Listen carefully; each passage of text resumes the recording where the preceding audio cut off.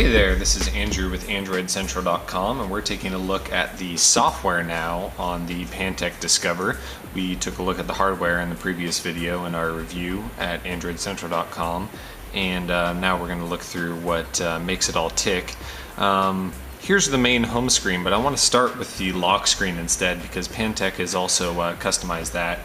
You're taking a look at a multiple option lock screen here where you can unlock by dragging these in. You can also unlock to specific applications. We've seen this before, but this is just their style.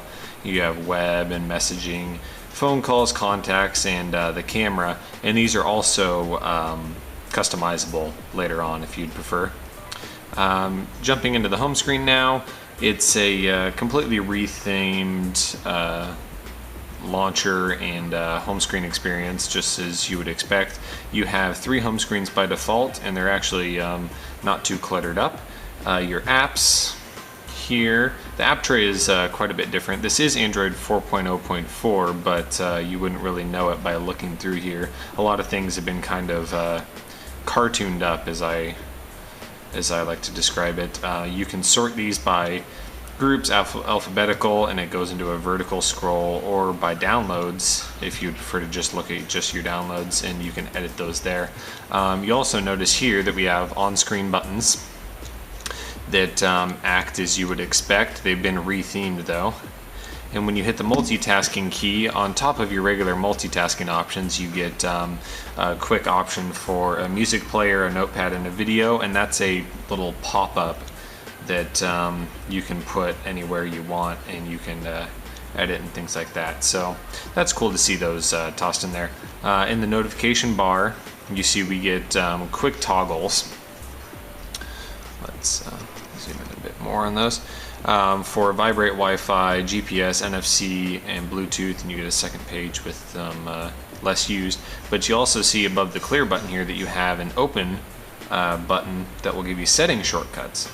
So if you want to go straight into the settings rather than using the toggles just to turn them on and off, those options are there too. It's closed by default, and it'll remember what you've told it. Other than that, the launcher is, you know, what you'd expect here. It's replaceable, I guess is the best way to put it.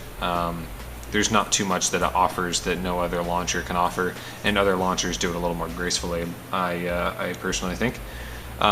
If we dive into the settings here, you'll see that the settings are a little bit different, but they're in the same order pretty much as usual. Everything's just rethemed a little bit to be lighter and a little more friendly, I think they're going for. What you'll notice up here is 2 buttons that Pantech's added in called User Theme, which lets you select the screen lock dial pad, and default programs. Really like to see the default programs set up so you don't have to go through the apps menu to set your default apps.